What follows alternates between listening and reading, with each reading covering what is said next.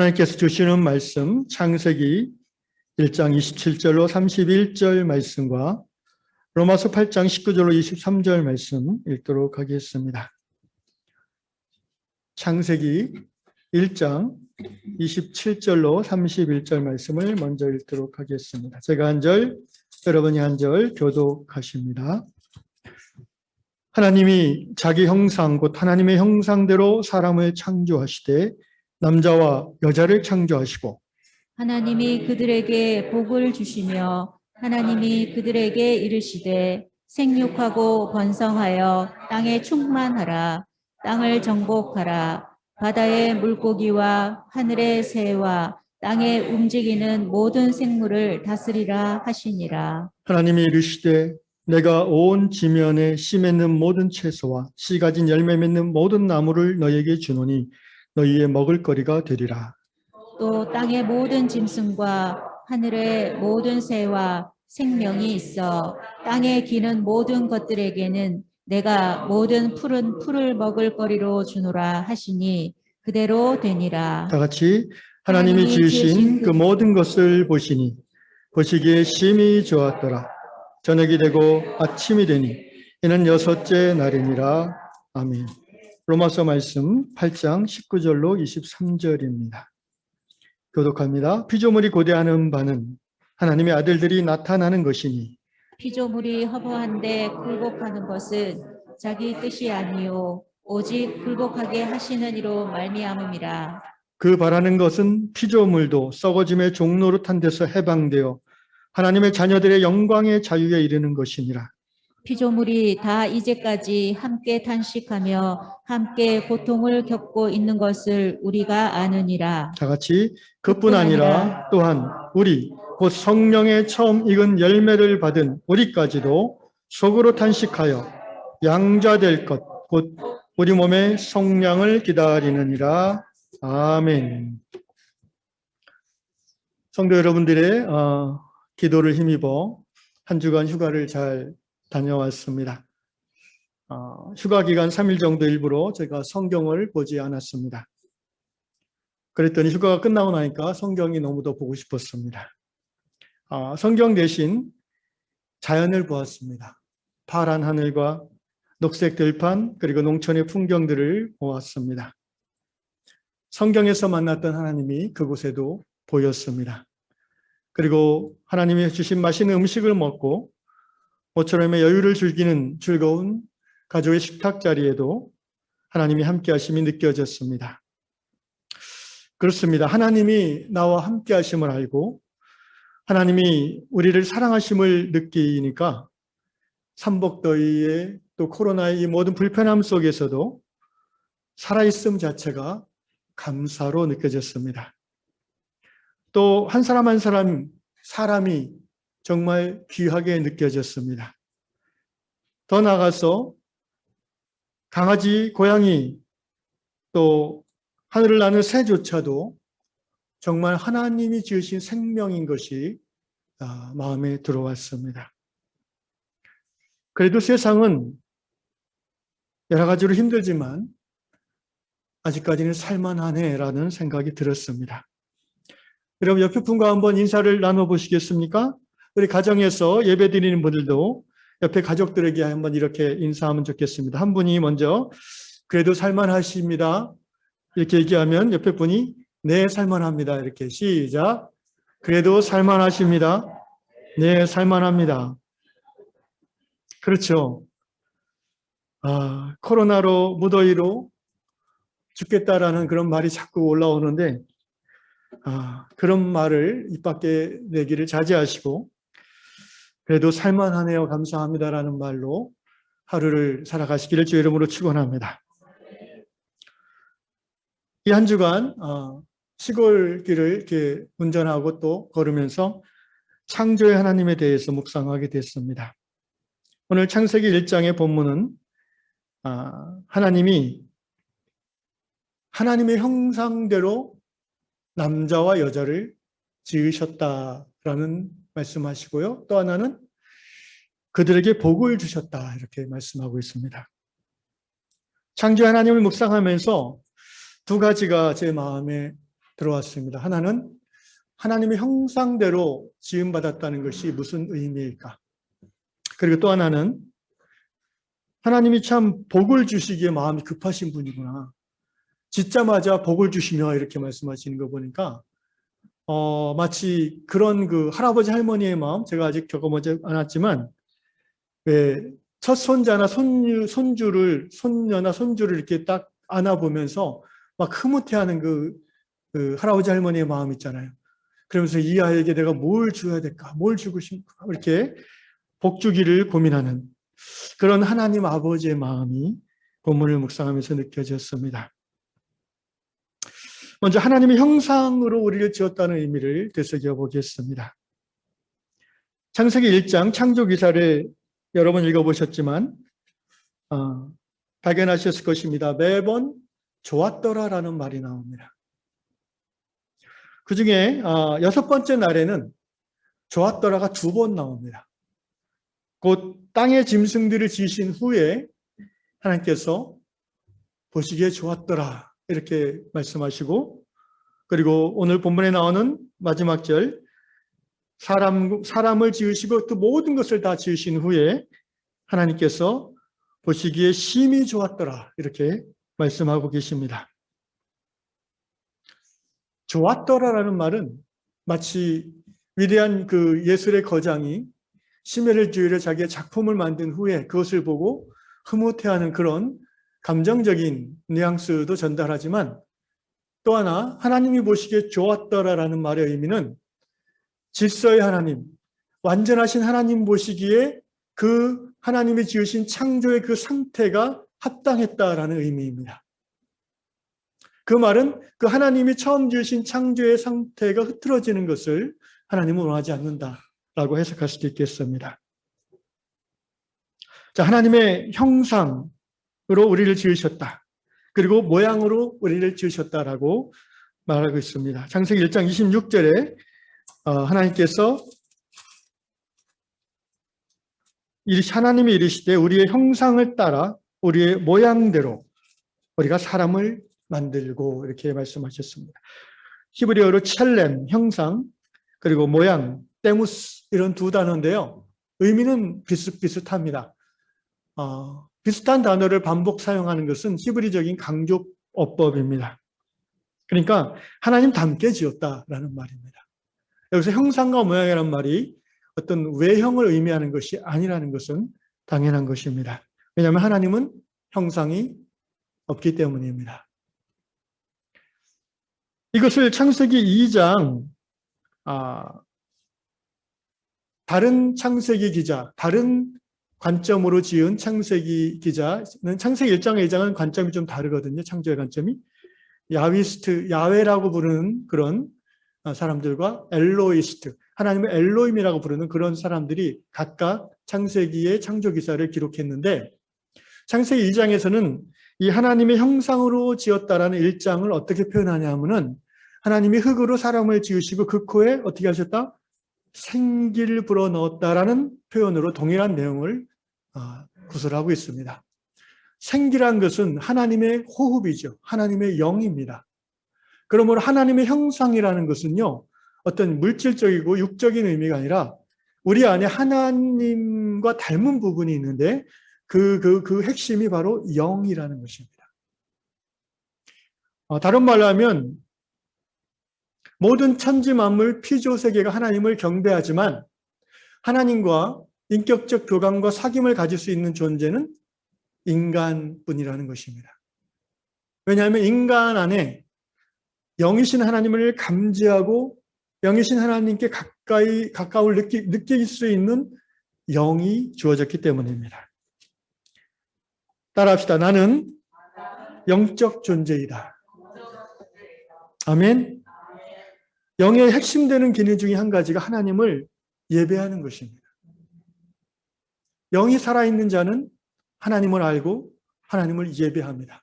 그러므로 예수께서 거듭나지 아니하고는 하나님의 나라에 들어갈 수 없다고, 하나님을 볼 수 없다고 하셨습니다. 거듭난다는 것의 포커스가 뭡니까? 죄로 인하여 무기력해 있던 영이, 생명의 영은 하나님을 만남으로 살아나는 것이죠. 그 기능이 회복되는 것입니다. 우리는 하나님을 예배드리는 존재입니다. 그렇다면 이것이 우리 사람의 삶 속에서 어떻게 표현될 수 있을까요? 하나님의 형상으로 지음받았다는 이 내용이 우리 인간의 삶에서는 어떻게 표현될 수 있습니까? 장로교 신학의 기초를 놓은 존 깔뱅 목사님은 이렇게 표현했습니다. 하나님의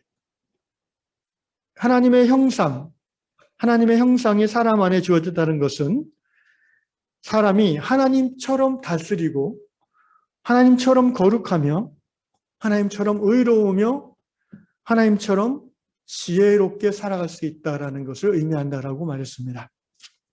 그러니까 하나님의 형상으로 남자와 여자를 지으셨다는 것은 그 남자와 여자가 이 세상을 살아가면서 질서가 있는데 그 질서가 하나님이 다스리신 것처럼 작동되는, 그리고 거룩함이 하나님처럼 거룩한, 의로움, 곧 하나님과의 관계 속에서 우리가 그 하나님과의 올바른 관계를 맺을 때 의롭다라고 하는데, 사람과 사람 사이에 하나님처럼 의로운 관계를 누리며 살아갈 수 있다는 것이고요. 더 나아가서 세상에 하나님의 여러 가지 이치들을 파악할 수 있는 지식, 지혜를 누릴 수 있다는 것입니다.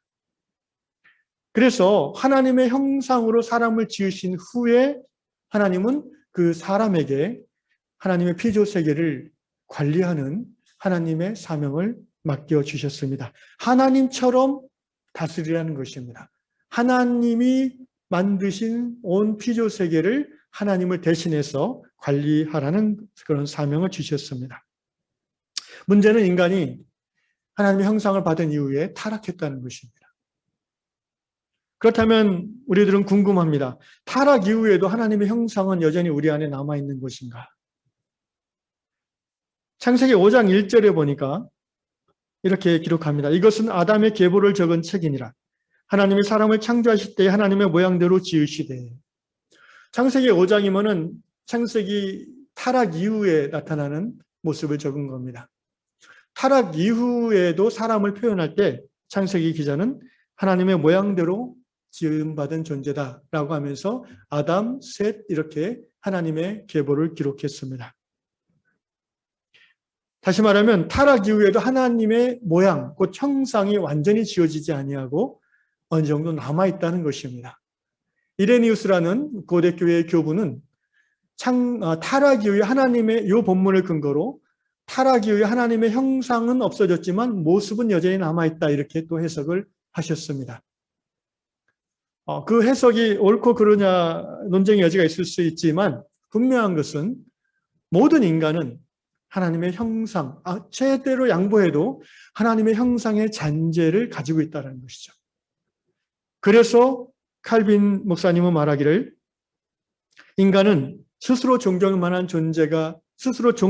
만한 존재는 아니지만 모든 인간 속에 있는 하나님의 형상으로 말미암아 사랑받고 존경받을 수 있다. 이렇게 표현하셨습니다. 야고보 3장 9절에도 이렇게 기록합니다. 신약 성경인데 이것으로 우리가 주 아버지를 찬송하고 또 이것으로 하나님의 형상대로 지음을 받은 사람을 저주하나니. 여기서 이것이라는 것은 혀를 말하는 거죠. 말을 말합니다. 어쨌든 이 신약의 본문에도 사람이 하나님의 형상대로 지음받은 존재라는 것을 여전히 기록하고 있습니다. 다시 한번 옆에 분에게 이렇게 인사를 드려볼까요? 존귀하십니다. 시작. 존귀하십니다. 그렇게 얘기해 놓고도 스스로도 어색하고 그런 인사 받아도 어색하고 왜 어색할까요? 별로 존귀하다고 생각 안 했으니까.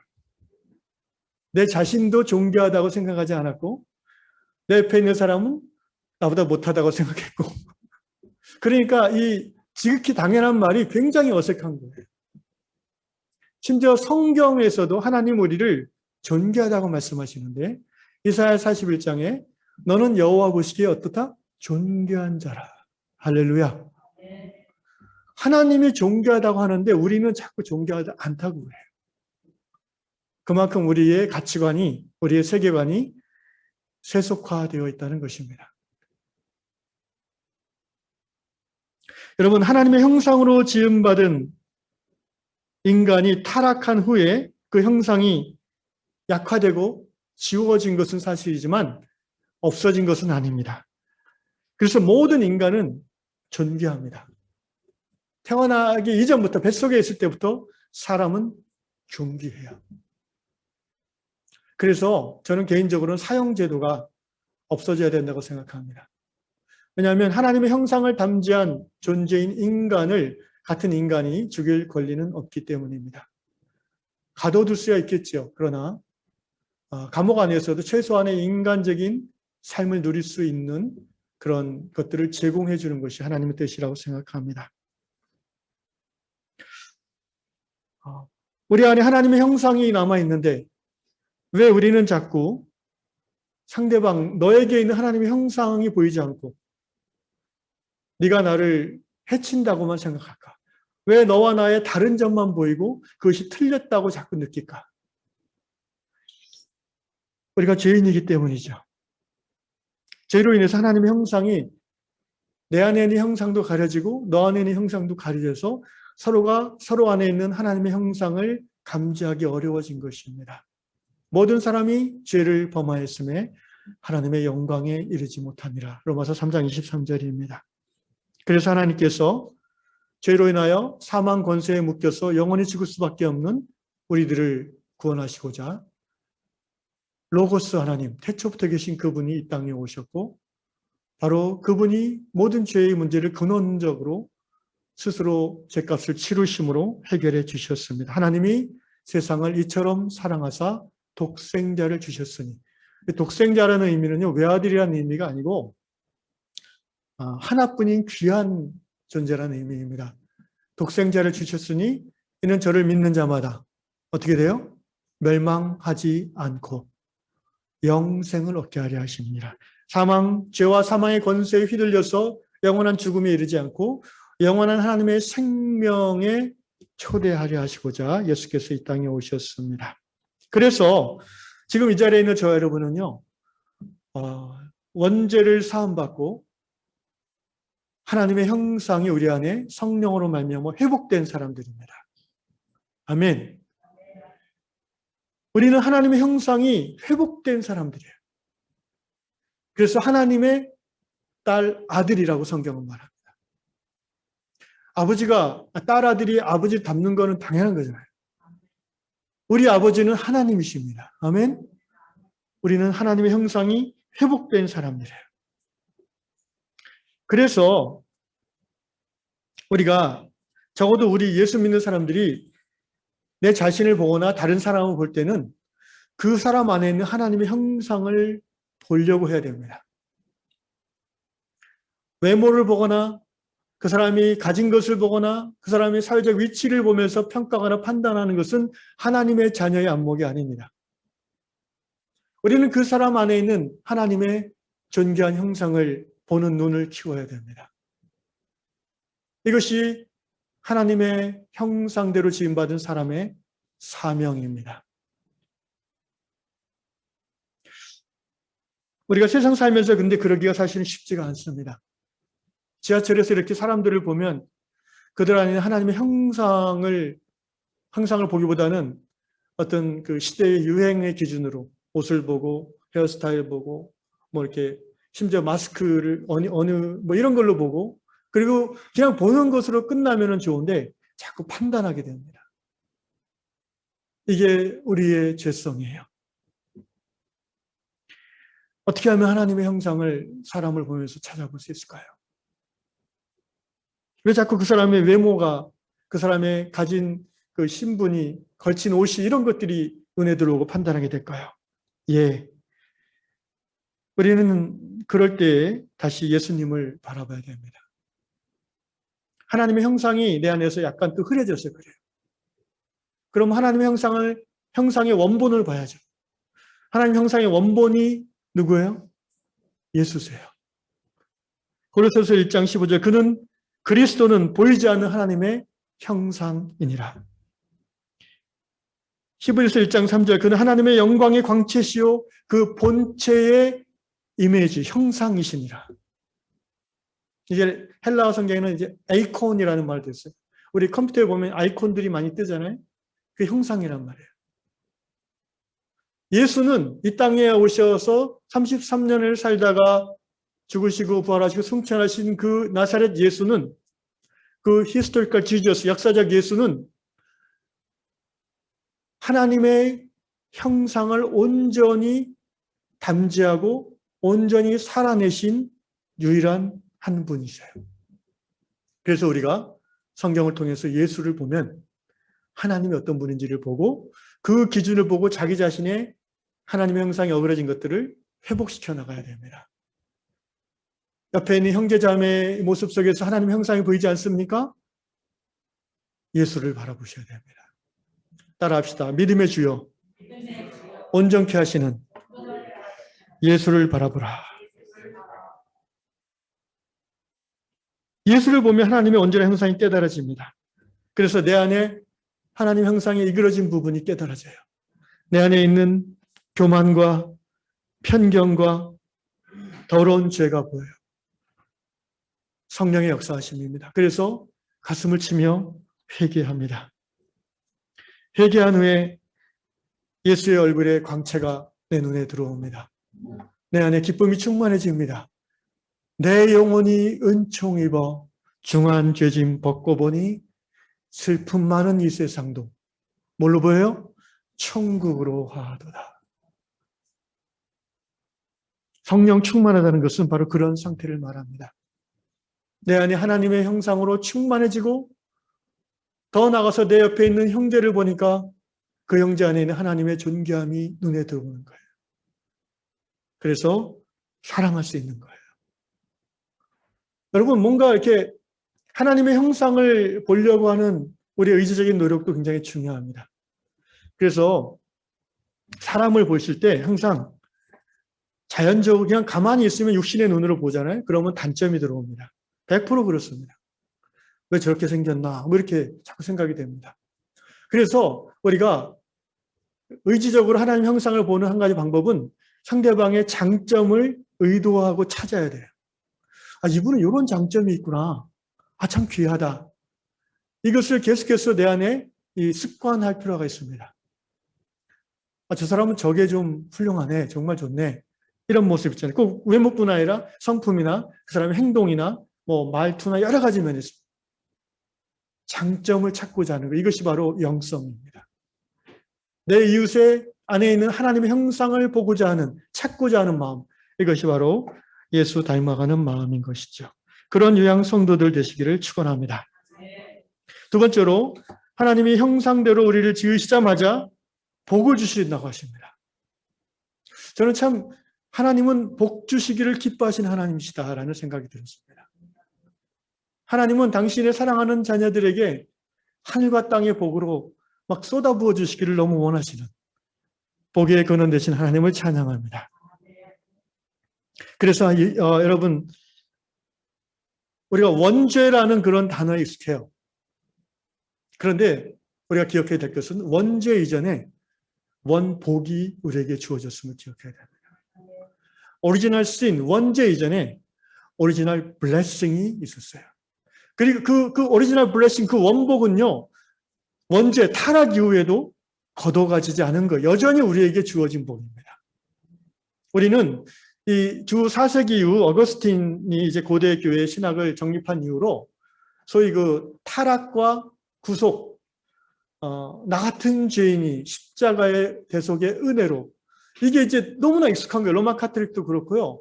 500년 전 개신교가 빠져나왔을 때도 요 타락, 구속, 요 그 신학의 중심이 여전히 유지됐어요. 이게 굉장히 중요하죠. 사실 복음의 중심이죠. 그런데 사람이 자꾸 죄인이다라는 것만 가지고는 행복하지 않아요. 교회 와서 자꾸 이제 죄인이라는 것이 깨달아지잖아요. 정말 필요한 건데도 불구하고 그것만 자꾸 강조하면 변화될 것 같죠, 사람이. 처음에는 변화돼요. 그런데 이 매너리즘에 빠져서 나중에 변화되지 않아요. 당신은 죄인이에요. 회개하세요. 아멘, 회개합니다. 돌아서면 또 똑같아져요. 기독교의 진리는 이 원죄와 함께 이 오리지널 블레싱, 하나님이 우리를 축복하셨다는 이 축복을 함께 붙잡아야 성화가 가속화되는 것입니다. 무슨 말이냐면요, 우리가 죄인인 건 맞는데 계속 교회 갈 때마다 너 죄인이야, 죄인이야 자꾸 강조하니까 사람이 이렇게 영이 움츠러듭니다.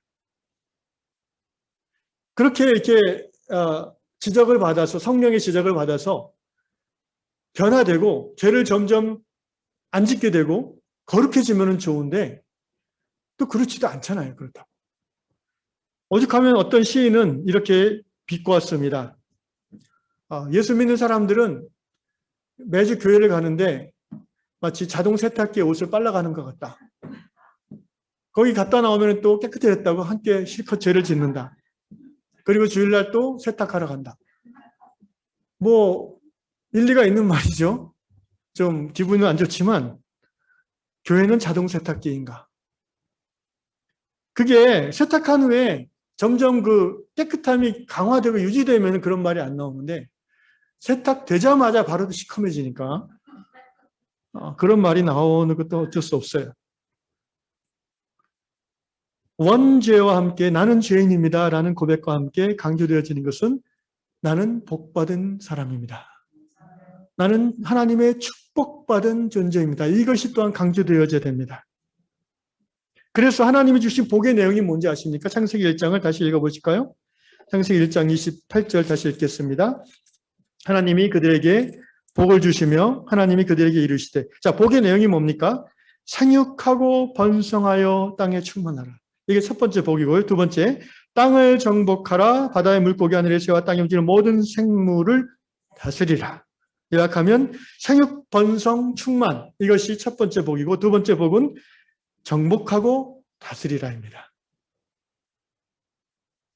자, 생육하고 번성하고 충만하려면은 여러분 생육한다는 거, 이 복이 지금도 주어졌다는 것을 우리가 기억해야 됩니다. 어떻게 알 수 있습니까?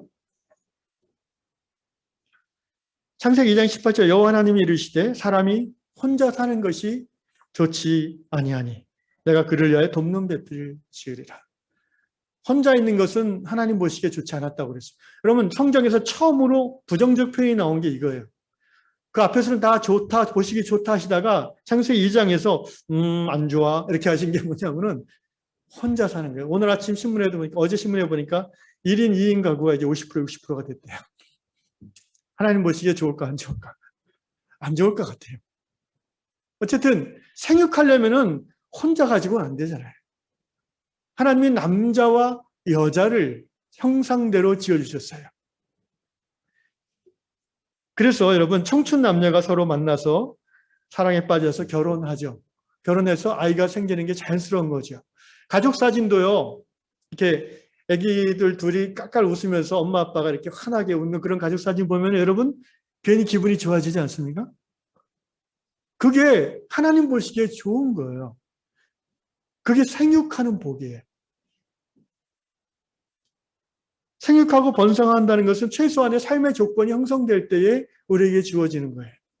그러므로 우리가 하나님 주신 복을 누린다는 것은 우리에게 주신 삶의 좋은 것들을 기쁨으로 누리는 거예요. 예수님이, 바리새인들이 예수님을 비난하고자 별명을 뭐라고 지었는지 아십니까? 먹기를 탐하고 마시기를 즐겨하는 자다. 그래서 말하면 그 먹방에 열중하고 먹는 방송 이런 거 막 탐닉하고 열심히 먹고 그리고 술도 막 잘 마시고 잘 노는 그런 경건하지 않은 사람이라고 바리새인들이 이제 비난했는데요. 사실 예수님이 사회적으로 이제 낮은 위치에 있는 세리, 창녀, 그다음에 가난한 사람들 이런 분들하고 같이 막걸리 한잔 하면서 우리식으로 얘기하면은 같이 이렇게 먹고 떠들고 웃고 즐거워하셨어요. 그게 사실이에요. 예수님이 그런 분들하고 같이 식사하면서 분위기 칵 잡고 아주 근엄하게 그렇게 죄를 지어서 되겠어? 이런 식으로 얘기하셨을까요? 전혀 그렇지 않았어요. 그러면은 즐겁지가 않잖아요. 즐거운 자리에서 함께 즐거워하시고 슬퍼하는 데서 함께 슬퍼하셨어요. 할렐루야. 예수님도 이 땅에 오셔서 하나님 주신 복을 누리셨어요. 그 물질적인 축복에 사로잡혀서 하나님이 주신 사명을 벗어난 일은 한 번도 없었지만 자기에게 주신 그 블레싱을 예수님도 충분히 누리셨어요. 그게 하나님의 뜻이에요. 하나님은 살아있음을 누리기를 원하세요. 아멘. 어떤 창조 신학자의 책에 나와 있는 이런 얘기가 있더라고요. 어떤 아이가 이제 죽어서 천국에 왔어요. 이 카톨릭 교회 신부이자 영성가인 브래넌 매닝의 아바스 차일드라는 책에 나오는 내용인데요. 친구야, 내가 천국에 가면 아버지께서 너에게 너 기도 하루에 몇 번 했니?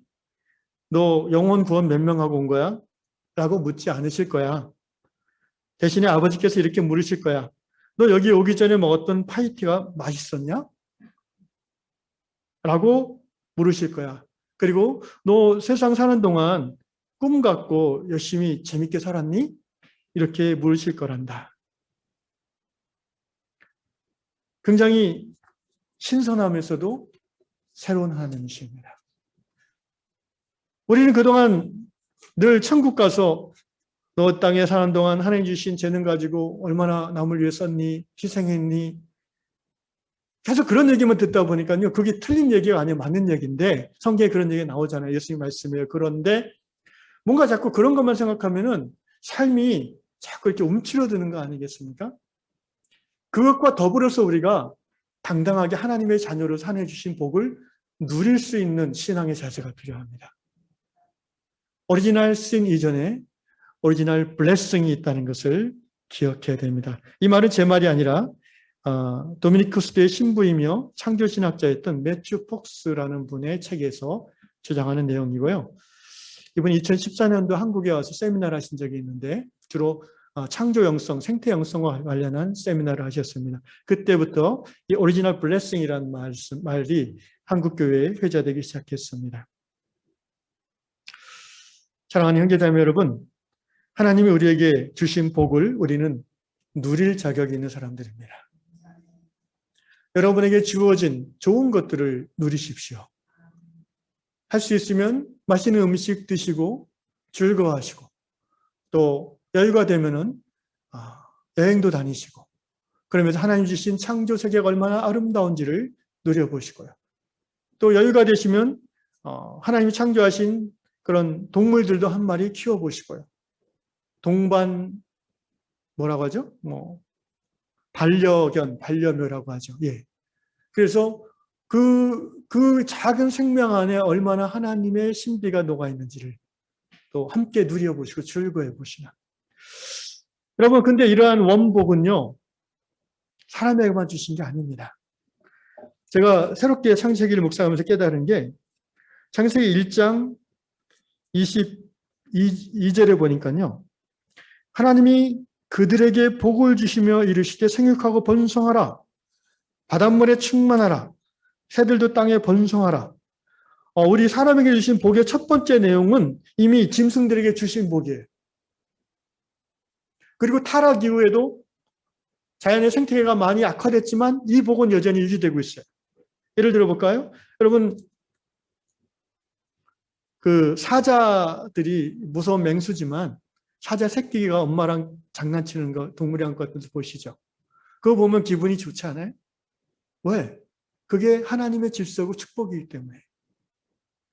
새도 혼자 있는 것보다는 그 새들이 새끼가 엄미새가 주는 그 먹이를 받아 먹으면서 짹짹대고 이런 것들이 참 보기 아름답잖아요. 여러분, 모든 살아있는 것들은요, 하나님의 복을 누릴 자격이 있어요. 인간만 누리는 게 아니에요. 타락 이후에도, 원죄 이후에도 이 하나님의 이 오리지널 블레싱은 여전히 모든 피조 세계 가운데 흘러가고 있습니다. 문제는 인간이 타락했기 때문에 시작됩니다. 왜 인간이 타락했기 때문에 모든 피조 세계가 함께 괴로워지게 됩니까? 말씀하신 것처럼 인간이 주신 두 번째 축복이 하나님의 형상을 따라 정복하고 다스리라는 것이에요. 그런데 이 다스린다는 말을, 정복하고 다스린다는 말에는 거친 자연환경 속에서 인간이 어떻게 문화를 만들어가고 또 사회를 이루어가는 인간의 그 개척적인 노력, 어떤 자연과 싸워서 뭔가를 만들어가는 인간의 창조적인 능력, 또 그 어려움, 이런 것들이 이제 정복한다는 것이 다 포함되어 있지만, 특별히 다스린다는 의미가 지난 2000년 교회 역사 속에서 그리고 세상 가운데에서 굉장히 오해되었습니다. 이 다스린다는 히브리적인 표현은요, 이제 우리가 생각하는 폭군 왕처럼 자기 욕심대로 욕망대로 뭐 자기가 필요하면 이용해 먹고 착취하고 이런 걸 말하는 게 아니에요. 여러분, 하나님이 그런 분이세요? 아니잖아요. 하나님의 형상대로 지음받은 인간에게만 주신 고유한 블레싱이 뭐냐면은 다스리라는 거예요. 누구 대신? 하나님 대신. 무엇을? 하나님의 피조세계를. 그런데 죄인의 모습, 죄악된 욕망을 따라 다스리는 것이 아니라, 이게 타락 이전에 주신 축복이잖아요. 하나님의 형상답게 다스리라는 거예요.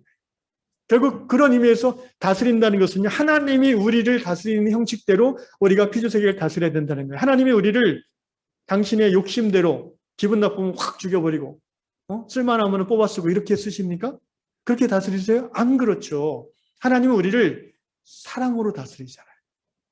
아멘. 우리를 긍휼로 다스리잖아요. 우리 스스로도 별로 쓸모가 없는 존재인데도 하나님이 오래 참고 인내하시고 심지어 그런 쓸모없는 나를 위해 당신의 생명을 내어주심으로 나를 살려내셔서 다시 살게 하시잖아요. 할렐루야. 우리는 그렇게 하나님의 세계를 다스릴 사명을, 그런 복을 받고 태어난 자들이에요. 그런데 인간이 타락한 이후에 하나님처럼 다스리지 않고 마귀처럼 다스렸어요. 오늘 로마서 8장은 바로 그 얘기입니다. 피조물이 거대하는 바는 하나님의 아들들이 나타나는 것이니, 이 자연 삼라만상 동식물들이 왜 하나님의 아들, 곧 크리스찬들이, 거듭난 성도, 하나님의 형상이 회복되어진 사람들이 나타나기를 고대한다고 되어 있어요. 왜? 그들은 하나님의 형상대로 우리를 다스려 줄 것이니까. 피조물들이 20절, 로마서 8장 20절, 피조물이 허무한 데 굴복하는 것은 자기 뜻이 아니요 오직 굴복하게 하시는 이로 말미암음이라. 그 바라는 것은 피조물도 썩어짐의 종노릇한 데서 해방되어 하나님의 자녀들의 영광의 자유에 이르는 것이니라. 피조물이 허무한 데 굴복한다. 이게 무슨 말입니까? 여러분, 그 내셔널 지오그래픽이나 이런 동물의 왕국 보시면 유튜브에서도 많이 보여요. 그 옛날에 제가 사자가 사냥하는 걸 재밌게 봤어요. 근데 이제 나이가 들어서 그런지 차마 못 보겠더라고요. 그 영향이, 그 사자가 목을 콱 물고 이제 어떻게 해요? 콱 물고는 가만히 있어요. 그러면 이제 기도를 모으니까 숨이 막혀서 죽는 거예요. 근데 이제는 그걸 못 보겠어요. 막 영향의 그 큰 눈에서 눈물이 똑 떨어지면서 숨이 걷어지는 그 장면을 이제는 가슴이 아파서 못 보겠어요. 이게 이제 나이가 들어서 마음이 약해졌나? 뭐 그런 생각도 있지만, 이게 최근에 제가 몇 년, 한 7, 8년 됐는데 제 안에 생명에 대한 감수성이 좀 생겨난 것 같아요. 그래서 그것이 느껴지는 거예요. 그 영향의 눈물을 보면서 피조물이 허무한데 굴복하는 것은 이라는 말씀이 떠올랐어요. 피조물이 썩어짐에 종노릇하는 것은 이라는 로마서의 탄식이 떠오른 거예요. 원래 타락 이전에 사자는 영향을 잡아먹지 않았어요. 사슴을 잡아먹지 않았잖아요. 그죠? 모든 풀, 열매, 식물을 사람과 동물이 다 먹었어요. 인간에게 육식이 허락된 것도 노아의 홍수 이후, 타락 이후죠. 이사야서에 나오는 하나님의 나라의 모습이 어떤지 기억하시죠? 사자가 어떻게 해요? 어린 양과 잡아먹어요? 단번에? 아니에요. 뛰놀다 그러죠. 어린아이가, 사람 어린아이는요 제일 연약한 동물이에요. 사실은. 그죠? 사람은 태어나서 한 달 동안 걷지도 못해요. 2달 동안 지나도. 근데 영양이나 코끼리 같은 것들은 어때요? 태어나자마자 걸어요. 안 그러면 죽으니까. 사자가 어린아이가 독사굴에 손을 넣어도 물지 않는다. 저는 이전에는요, 이 이사야서에 나온 하나님 나라의 완성된 모습이 우리 인간 사회에만 적용되는 모습으로 생각했어요. 그러니까 가난한 자와 부자가 함께 평화롭게 어우러지고 모든 사람이 골고루 행복하게 잘 살 수 있는, 권력을 가진 자와 못 가진 자가 권력을 가진 자가 갑질을 하고 뭐 이런 게 아니라 그런 세상이 하나님 나라가 아니라는 그런 것으로 받아들였는데 꼭 그렇지 않고 이제는 또 확장돼야 된다는 생각이 들었어요. 하나님 나라는 인간만을 위한 나라가 아니라 하나님의 모든 피조 세계를 위한 하나님의 다스림이라는 것을 깨닫게 되었습니다.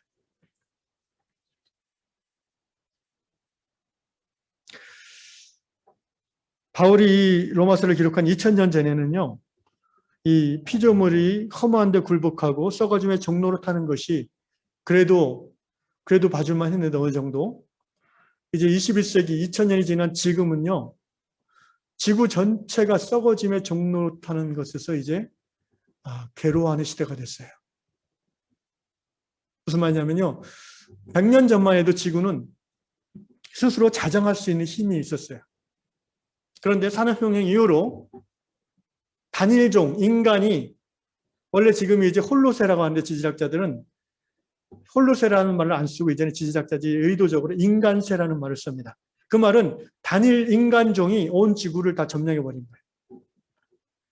수억 년간 매장되어 있던 그 화석 연료를 수백 년 사이에 다 써버리는 거예요. 그것도 모자라서 막 자연을 탁달하면서 에너지를 뽑아내려고 하는 거예요. 왜 그렇게 인간이 많이 에너지를 쓸까요? 편하게 살려고요. 더 누리며 살려고요. 여러분, 지금도 우리 한반도 남한 넘길 만한 열대우림, 지구의 허파라고 일컬어지는 열대우림이 사라져버립니다. 그렇게 해서라도 사람들이 농사 짓고 먹고 살아야죠. 그럴 이유라면 괜찮은데 그게 아니라 대토지를 소유한 지주들이 그 열대우림을 다 불태워버리고 거기다가 옥수수를 심는 거예요. 브라질이나 이런 데 가면은. 그럼 먹고 살려고 하는 거 아닙니까? 아니, 대지주들이 무슨 먹고 살 게 없어요. 옥수수를 심습니까? 그거 다 동물 사료로 나가는 거예요. 지금 이 땅에 가장 숫자가 많은 동물은요, 가축이에요, 가축. 야생동물이 아니에요. 왜 가축이 이렇게 많아졌을까요? 사람들이 고기를 엄청 먹어야 되기 때문에 그랬나 보다. 그래서 이 남한 넘을 만한 그 정글이 다 태워지면은 그 속에 있는 수백만, 수천만 마리 동식물은 어떻게 돼요? 거기 살고 있는 원숭이, 뭐 뱀, 사슴, 사자 다 죽잖아요. 그런 건 상관없어요, 인간은. 그런 건 다 상관없고 돈만 보이는 거예요. 이걸 싹 정리하고 여기다 옥수수 심고 노동자들을 고용해서 저렴한 임금으로 하면은 내가 1년에 뭐 10억 달러쯤 더 들어오겠지, 이런 거예요. 인간의 욕심, 인간의 죄성이 피조 세계를 탄식하게 하고 이 지구를 병들게 하고, 여러분, 학자들은 말합니다. 10년 남았다고 합니다. 이 지구가 스스로 자정 능력을 회복할 수 있는 마지노선은 2030년 정도라고 해요. 그래서 요새 모르시는 분들도 많이 들었을 거예요. 뭐 이산화탄소 배출이 어떻고 뭐 이게 다 그 관련된 얘기예요. 우리나라도 예외가 아니죠. 지구온난화로 인해서 북극의 빙산이 녹고 있고요. 여러분, 텔레비전에 그 광고 보시죠? 엄마 북극곰이 떨어져 나간 빙산에서 망연자실해 어떻게 할지 모르는 거. 그 옆에 새끼 북극곰이 칭얼대는 거. 여러분, 그걸 보면 가슴이 시원합니까? 가슴이 아파요. 저는 그 10,000원, 20,000원 내야 되나 막 고민할 때가 많아요. 슬퍼지죠. 캄보디아 시엠립의 빈민촌에 가면요, 또 세계 여러 나라 군부독재로 인한 그런 전쟁 중인 나라들에 가보면요, 가난과 질병과 알코올 중독과 폭력, 아이들이 매맞고 엄마들은 우울증 걸려 있고 막 드론 폭격이 그냥 가만히 조용히 있다가 오늘 갑자기 막 비행기가 사람도 없는 비행기가 무인 비행기가 와서 폭격을 해대고 아빠가 죽고 아들이 죽고 근데 잘 방송에는 나오지 않죠. 왜냐하면 강한 자들이 지배하는 세상이니까. 그런 걸 보면 우리는 마음이 힘듭니다. 왜냐하면 그것은 하나님 주신 축복이 아니고 하나님이 생명이 아니고 죽음이고 저주이기 때문입니다. 그리고 그것을 보시는 하나님 아버지도 마음이 아프십니다. 사랑하는 형제자매 여러분, 우리는 어떻게 이 하나님 형상을 회복한 자로서 하나님 주시는 이 두 번째 축복, 정복하고 다스림을 행할 수 있겠습니까? 행사할 수 있겠습니까? 누릴 수 있겠습니까? 말씀드린 대로 하나님의 방식대로 해야 됩니다. 하나님의 형상을 회복한 사람들부터 그렇게 시작해야 됩니다. 제가 유튜브에서 몇 가지를 찾아봤는데 감동적인 게 있습니다. 물 달라고 부탁하는 다람쥐라고 유튜브에 쳐보세요. 그럼 영상이 뜨는데 어떤 사람이 길을 가다가 길가에 이제 뜨거운 날에 다람쥐가 목말라가지고 이제 처져 있는 게 처져 있는 걸 보고 다람쥐 새끼를 보고 자기가 끄는 물을 줬더니 다람쥐가 도망가지 않고 물을 받아 먹는 거예요. 그 점점 물을 받아 먹더니 다람쥐가 이 사람 팔을 붙잡고 이제 올라와서 물을 주고 그러더니 물을 먹고 나서는 이 사람 팔에 올라와서 잠이 드는 거예요. 처음 보는 다람쥐가. 상어 입에 걸린 낚싯바늘 제거한 영상이라는 걸 쳐보십시오. 어떤 여성인데 스쿠버 다이버를 하면서 물에 들어가서 상어들의 입을 열고 그 속에서 낚싯바늘을 빼주는 일을 해요. 오, 그 물면 어떡하라고. 근데 이분이 지금까지 300개 정도를 뺐대요. 놀라운 거는요. 이분이 들어가서 낚싯바늘을 빼주니까 주위에 있는 상어들이 막 몰려와요. 이분을 잡아먹으려고 오는 게 아니라 나도 빼줘요 하고. 어떤 또 펭귄이 생명의 연인을 만나서 8,000km 이렇게 찍어보시면 또 영상이 나와요. 어떤 남미 어떤 할아버지가 바닷가에 사는 할아버지가 어린 버려진 바위 틈에 그 기름 때문에 바다에 유조선이 자초돼가지고 기름이 있잖아요. 그 새카매진 죽어가는 펭귄을 발견하고 불쌍해서 다 씻겨내고 그리고 이제 멸치를 먹이면서 살려냈어요. 그러자 이 펭귄 새끼가 할아버지랑 두세 달 같이 살면서 할아버지를 집 엄마처럼 따라다니다가 이제 나이가 들어서 이제 산란 때문에 떠났어요. 어느 날 떠나버렸어요. 그래서 할아버지는 참 보고 싶은데 이제 헤어지나 보다 다시는 못 본다고 생각했는데 다음에 얘가 무려 8,000km를 헤엄쳐서 찾아왔어요. 다시. 그래서 3개월 있다가 다시 또 이제 그 북미 쪽으로 또 가서 그 다음에 또 오고 매년 그렇게 8,000km를 헤엄쳐서 온대요. 누구를 만나러? 자기를 구해준 할아버지의 사랑을 기억하고. 인간이 하나님의 정복하고 다스리는 명령을 수행하는 방식은 바로 이런 방식이어야 된다는 것입니다. 사랑입니다.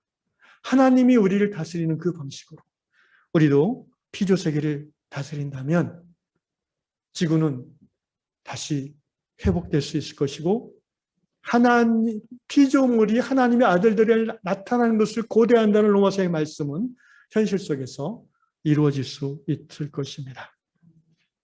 사랑하는 이양 형제자매 여러분, 당장 어떻게 뭘 하라고 제가 제시하지는 못하겠습니다. 왜냐하면 저도 이런 창조 영성의 삶에 굉장히 연약한 사람이고 생태적 삶을 얘기할 자격이 없는 사람이기 때문입니다. 그러나 우리는 그래서 하나님 앞에 기도할 필요가 있습니다.